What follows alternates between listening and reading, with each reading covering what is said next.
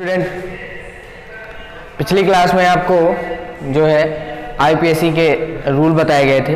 Rule के आधार पे जो आपका फर्स्ट, सेकंड और थर्ड रूल था उसमें आपको बताया गया था कि अगर हमें कार्बन की संरचना जो क्या कहते हैं आपको विस्तृत रूप या संक्षिप्त रूप में दिखाई पड़े और हमें उसका नामकरण करना हो, आईपीएससी नामकरण जो एक क्या कहते हैं प्रणाली है जो कार्बनिक यौगिकों का नामकरण करती है, तो अगर उसे करना हो तो हमें किन किन रूल का फॉलो करना पड़ता है और उनको फॉलो करके हम किस प्रकार उस यौगिक का, उस कंपाउंड का नाम डिक्लेयर करते हैं, डिसाइड करते हैं या उस यौगिक का नाम लिख पाते हैं, जान पाते हैं। तो उसके लिए हम आपको 3 रूल हमने आपको पहले बताया था, तो वो 3 रूल एक बार फिर से देखते हैं। तो फर्स्ट रूल हमारा क्या था कि जैसे ही हमें कोई संरचना दिखाई पड़ती है तो उसमें पहले हम लंबी श्रृंखला चुन लेते हैं। श्रृंखला की बात मैंने कही थी कि श्रृंखला किस तरह बनती है, कड़ियों से बनती है। आपको पता है कि तो अगर जैसे जंजीर मान लो, जंजीर में कौन सी चीज़ होती है, कड़ियों की श्रृंखलाएं लगी होती हैं, एक के बाद एक के बाद एक दूसरे के साथ क्या होती हैं, जुड़ी होती हैं।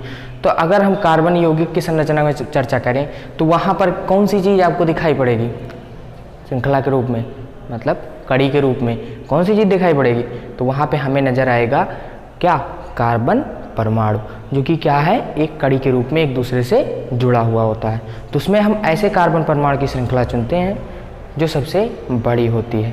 जैसे कि मान लीजिए अगर कोई ऐसी संरचना हमारे सामने आ रही है जिसमें कार्बन की श्रृंखलाएं क्या हैं, एक या एक से अधिक संख्या में उपस्थित हैं, तो वहाँ पे हम क्या करते हैं, जो सबसे बड़ी श्रृंखला होती है उसे चुन लेते हैं, शेष बाकी श्रृंखलाओं को छोड़ देते हैं, उनसे हमें कोई लेना देना नहीं होता। ठीक, अब जो हमने बड़ी श्रृंखला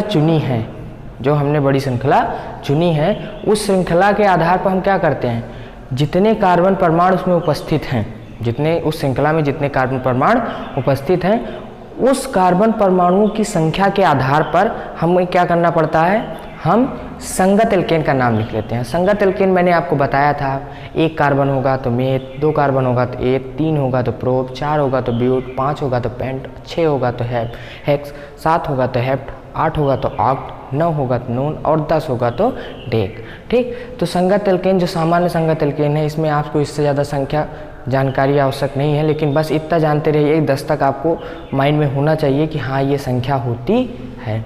ठीक, तो आप ये मैथ जो क्या कहते हैं आपको बता रहा हूँ मैं, क्या कहते हैं, जो ये संगत एल्केन का नाम है वो कार्बन परमाणु की संख्या के आधार पर रखा जाएगा। अब कार्बन परमाणु की संख्या जैसे हम, चलो आपके जो एग्जाम्पल लिया गया था, पुराना एग्जाम्पल आपको मैं बताता हूँ लेकर। जैसे हमारा था CH3 CH2 पुनः CH2 और फिर हमारा जुड़ा था OH, राइट। तो इस आधार पे हमने स्टार्ट किया था।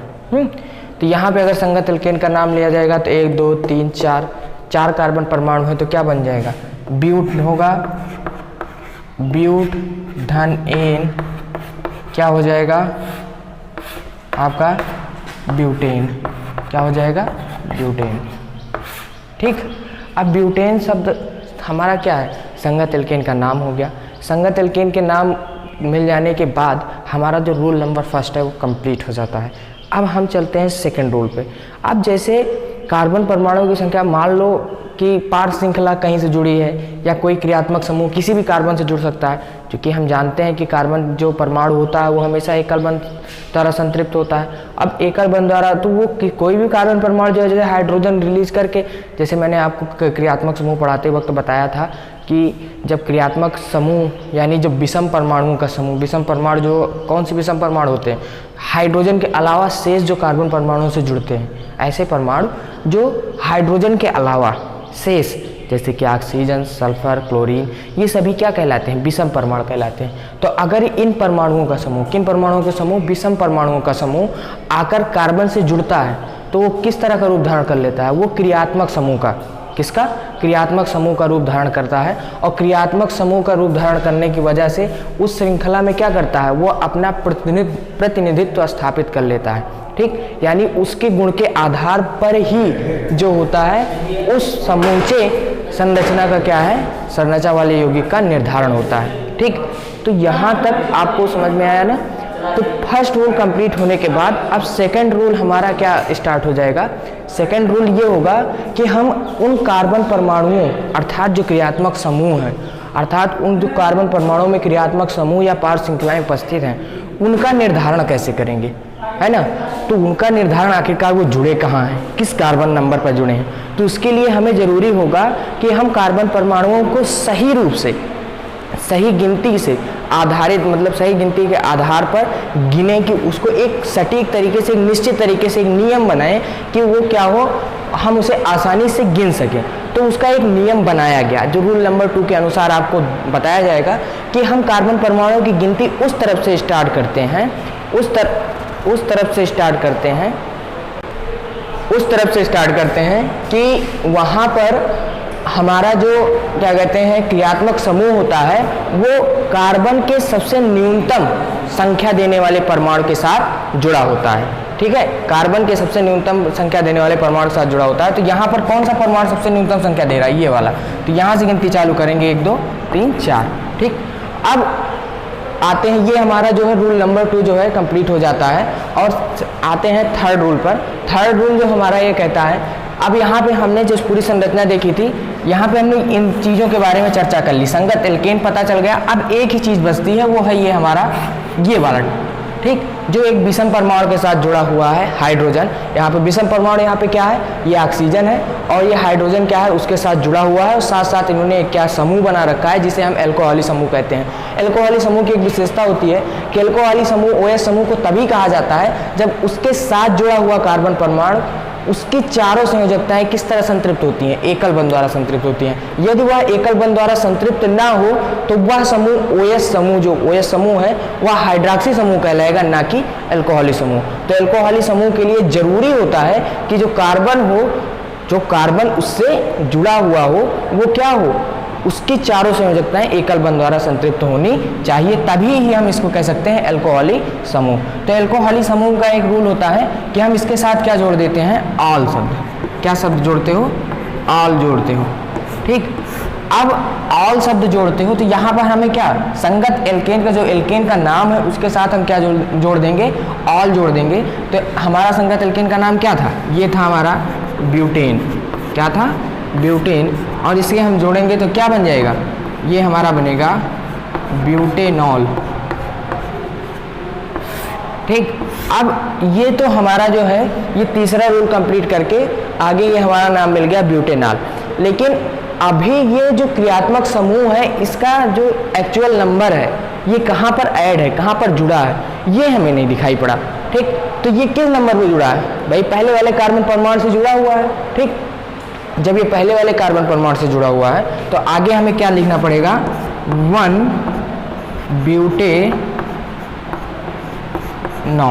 क्या लिखना पड़ेगा, 1 ब्यूटेनॉल। अब ये नाम जो हमारा मिला यही है दी गई संरचना का IUPAC नाम। क्या है, यही है हमारा दी गई संरचना का IUPAC नाम। तो जब हम आगे पढ़ेंगे तो तीसरे रूल में थोड़ा विस्तार से जाएंगे। तो विस्तार से जाने पर हमें क्या नजर आएगा, वहाँ पर हम एक एक क्रियात्मक समूह को अलग अलग, जैसे कि आपको नोट्स में भेजा जा रहा है, नोट्स में जो बताया गया है उसमें हम अलग अलग आपको बता रहे हैं। सपोज करिए दी गई संरचना में केवल डबल बॉन्ड उपस्थित हो, या केवल ट्रिपल बॉन्ड उपस्थित हो, या आपका OH ही उपस्थित हो, या आपका CHO ही उपस्थित हो, या आपका क्या है कीटोन ही उपस्थित हो।